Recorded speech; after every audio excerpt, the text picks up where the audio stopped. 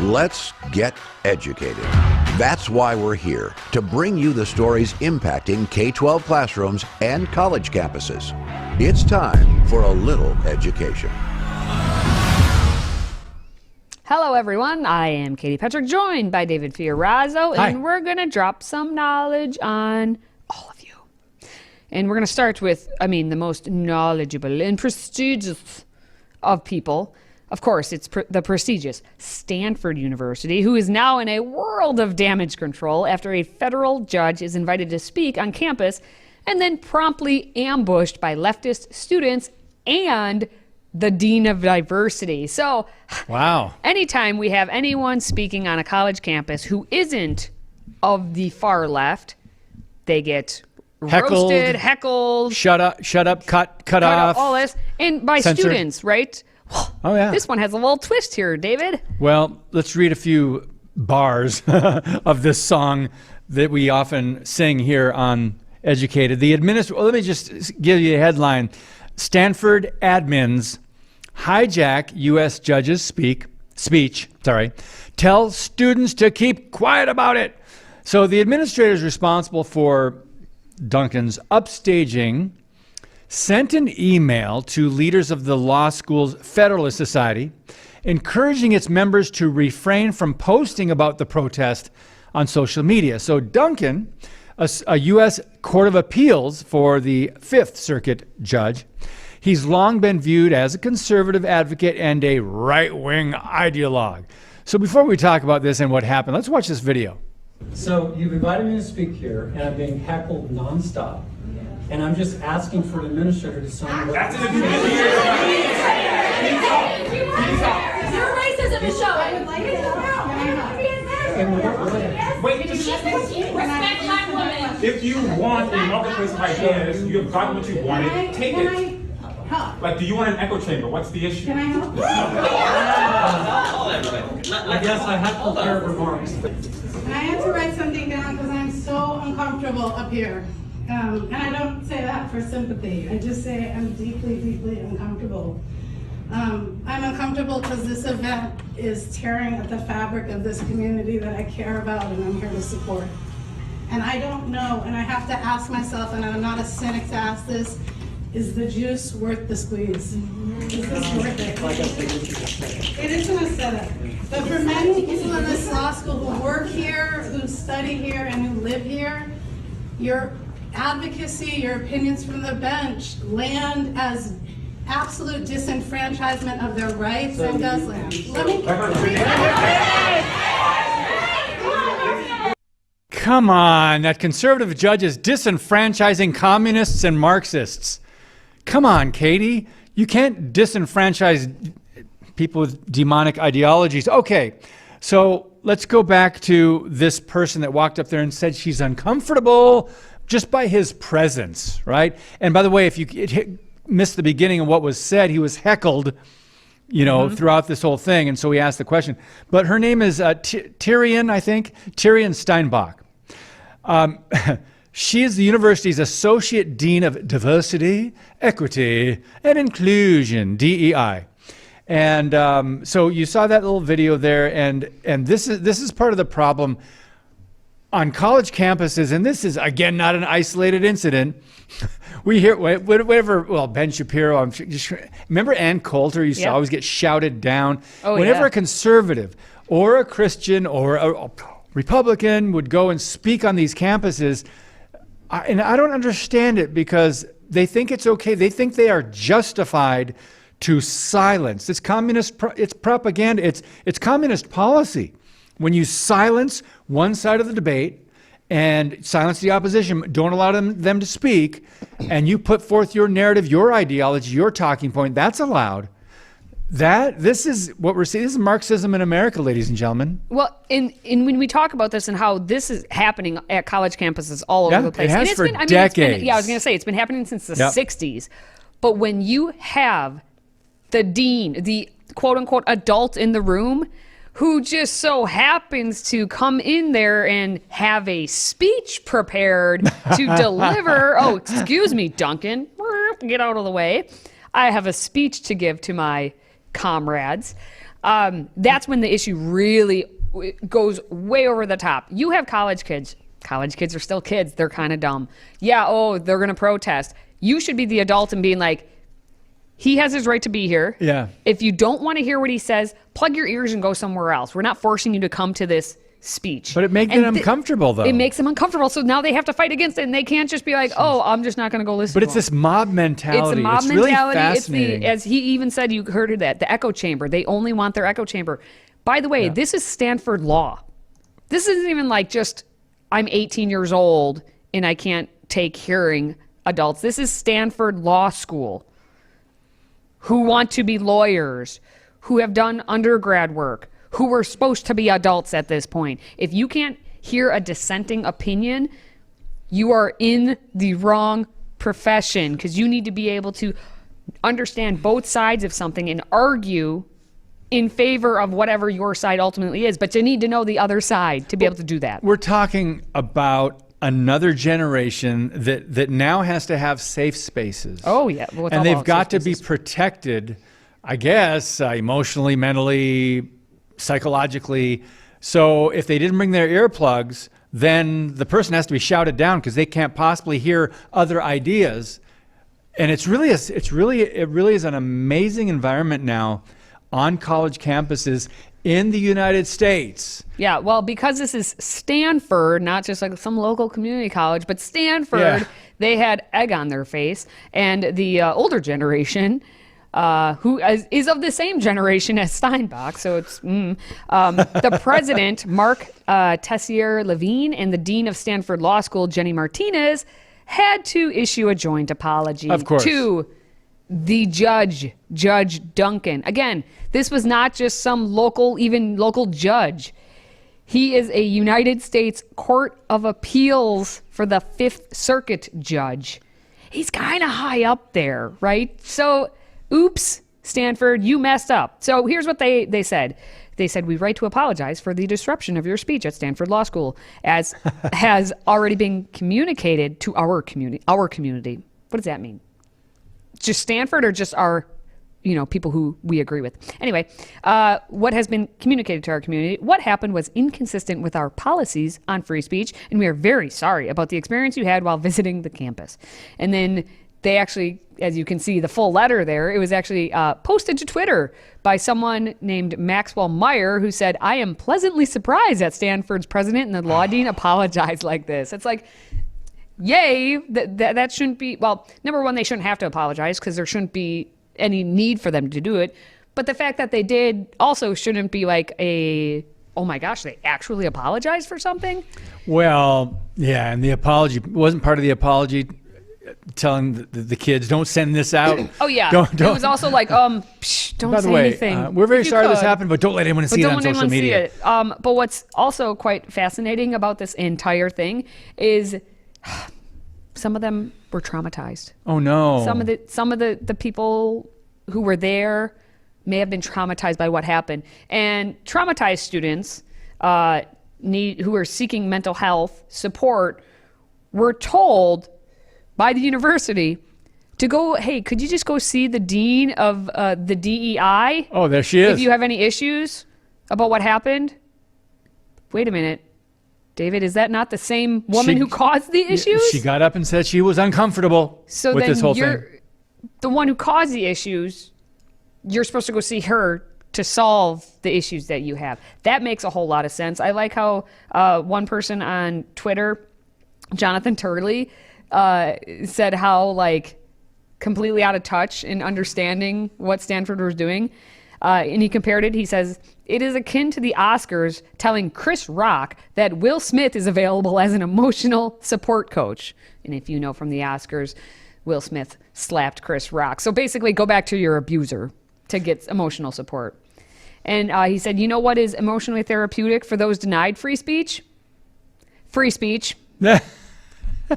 On point. Thank you. And by the way, $66,000 a year tuition at these universities. Oh, so very nice. We'll leave you to think about that. All right, still to come, though, a Maryland teacher who describes herself as a proud liberal and brags about indoctrinating her students has called for an urgent fight against Capitalism. That's next.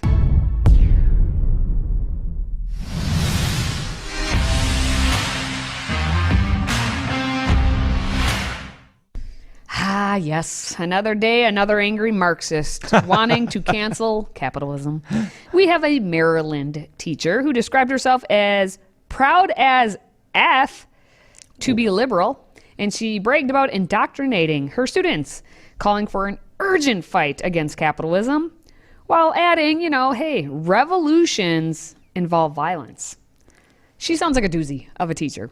Well, of course, I'm talking about Rebecca F. Rothstein, who works at North Bethesda Middle School. Okay, middle school. That's not right? at Okay. all an age when students are, definitely being influenced by other people. Not at all. No. Not at all. No. They Middle are school? confident in who they are, so they won't just be pawns in a system.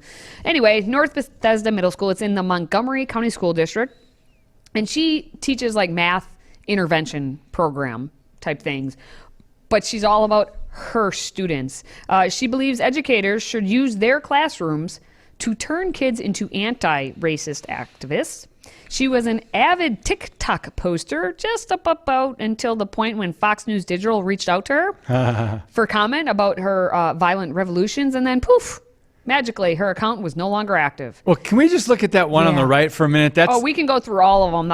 There's a lot of That's got to be examples. from Halloween. And look what it says. These kids think they're going to get candy tonight when really I'm handing out Marxist literature. Because the kids even know what jump drives are anymore? Oh, I don't my even know. goodness. That's like an old one. Yeah.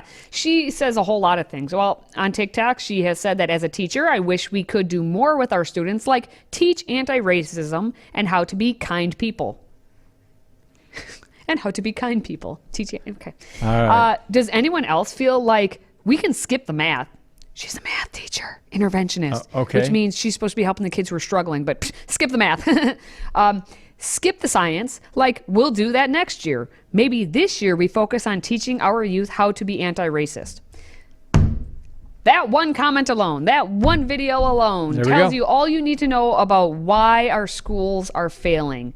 And by failing, I mean they are failing our students. Our students can't read, they can't do math because these teachers don't want to teach them math or reading. They want to teach them their own values, and their own values are Marxist. They're focused on anti-racism. They're focused on apparently being kind, which I don't understand how that one plays into any and all of this. But this is what they're doing. And she's just one example. She's not isolated, David. Whatever you say, she is not an isolated case. Come on. She's one example in a litany of teachers. And again, all you got to do is go on TikTok, which I won't. But You're saying there are teachers in our school systems in the country that support Marxist ideologies? Yes. Katie? yes, I do. You're going on record to say yeah? All right. I'm going on record to say Okay, that you there heard are it here, teachers folks. in our country You heard it here. who are all about Marxism. No, yeah, there we go. There's Yeah, more if- info on If it. you take a look at her, she's an educator. X and divide sign. That she sure is dividing people. That's X for and sure. divide. All right, Black Lives Matter. F capitalism.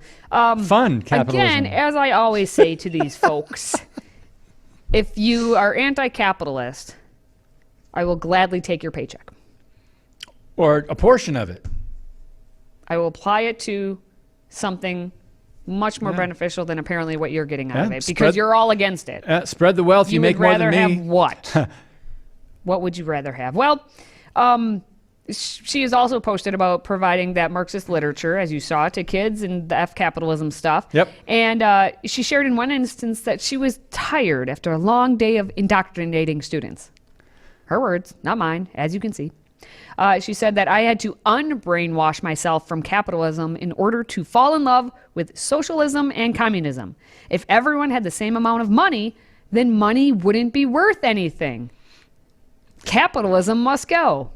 Well, this is interesting, Katie. I gotta point out one thing that she also said, that boys should get vasectomies at birth. Oh, yes, that one was a So- doozy that just kind of got thrown in there. I'm This like, is not about population control, really. This is about something else. But She's got a whole lot, but hey, this is loony. this is what teachers are doing, and we need more people exposing the truth Yep. on these teachers so that parents take a closer look at to who is teaching, and I put that in air quotes, teaching their kids. But coming up, startling new research is showing that the mortality rate for minors has jumped by nearly 20%. And experts say it has nothing to do with COVID-19. We're going to tell you what we found. Today's show is sponsored by our friends at MyPillow. Save up to 66% on pristine quality bedding, towels, slippers, signature pillows, and much more when you use the code EDUCATED. That's EDUCATED. Educated. Support this show and a great American company.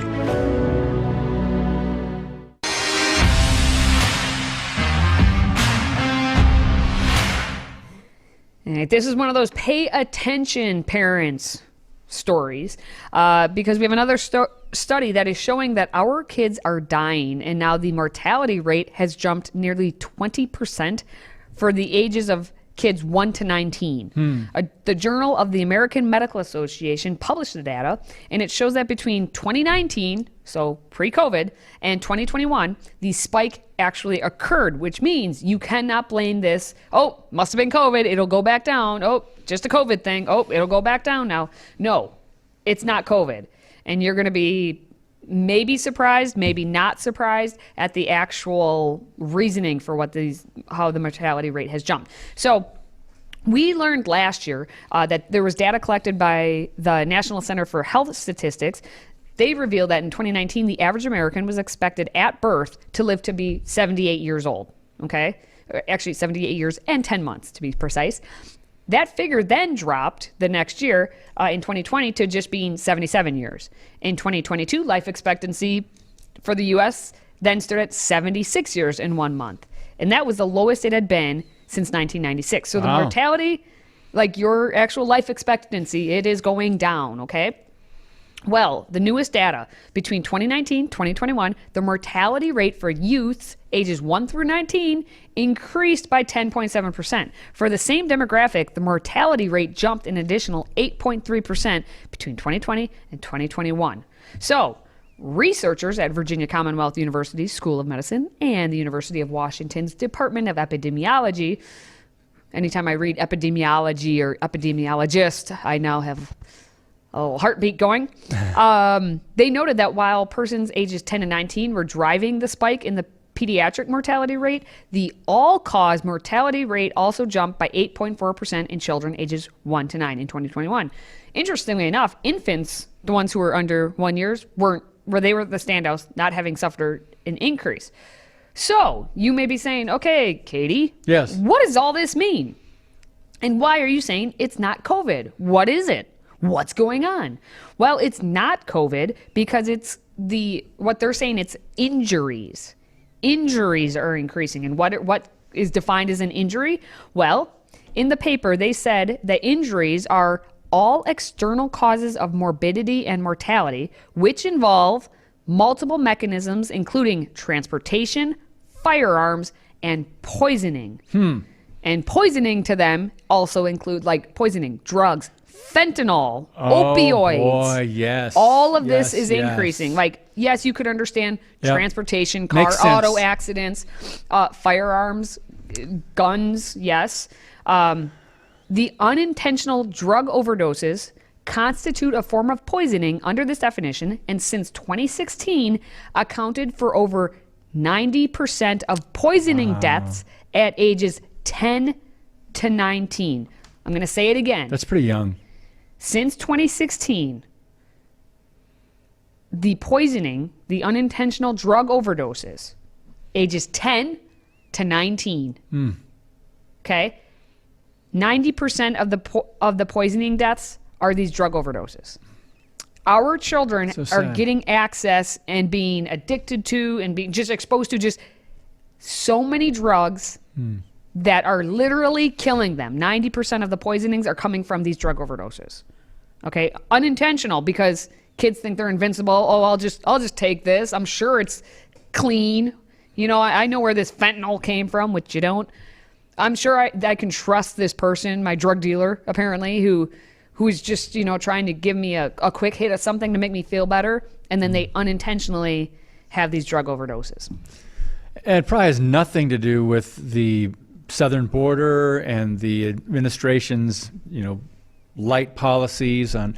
Anyway, we are really seeing dramatic effects on children today, on young people today, in school children up to 19 years old. This says we're seeing not only this, but I mean, just think of what they've dealt with. Think about the suicide attempts and suicide rates. That's another thing. But this is really, it should be alarming, but I don't hear a lot of people talking about these cases, these stories. Yeah, and they should. And yes, like you said, suicides are definitely on the rise. Yeah. Mortality rates for suicide increased by 69.5%, and homicide rates just say increased 70. by 32.7%. Now, I just want to get one more information about demographics on this one, because they're saying that injury deaths are more to males, happening more for males, whereas the age-specific all-cause mortality rate per 100,000 people was nearly 40 for males in 2021.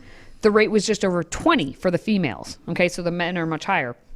In the same year, the injury mortality rate for males was over 25, and it was about 11 for females. So that's higher for the males.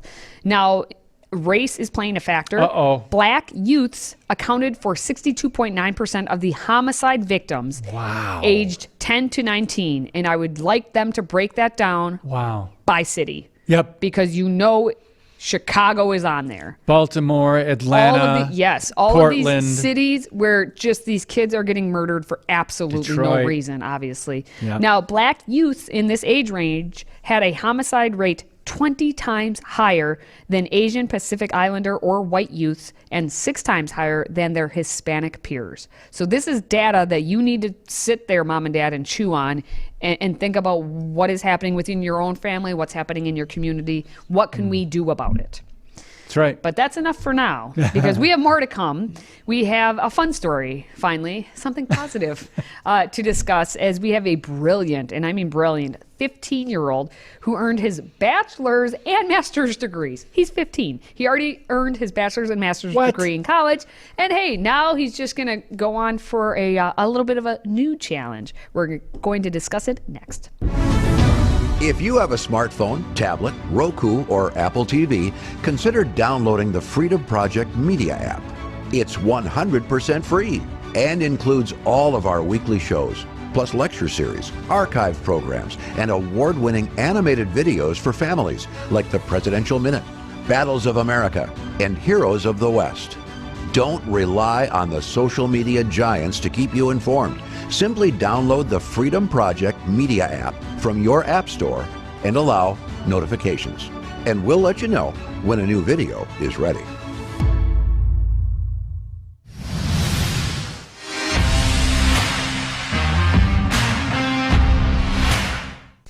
All right. Katie did set this one up earlier. 15-year-old, this brilliant young man with a master's degree. He's set to attend law school this fall. He said, "My parents did a good job keeping me challenged." And he's from Mississippi. He has exceeded even his parents' expectations and already earning a master's. He's now going to law school, not just a community college, not just a regular college at his age, but his name is James Jimmy Chillamigras. I think I said that right. Look at him. 15, a brainiac of Bay St. Louis, Mississippi. He's always been smart. His parents claim that he began speaking full sentences by the time he was 2, and by 12, he was a high school graduate. Let's watch this video. Jimmy Chillamigras may not have his driver's license just yet, but he does have a bachelor's and master's degree from Western Governors University in accounting.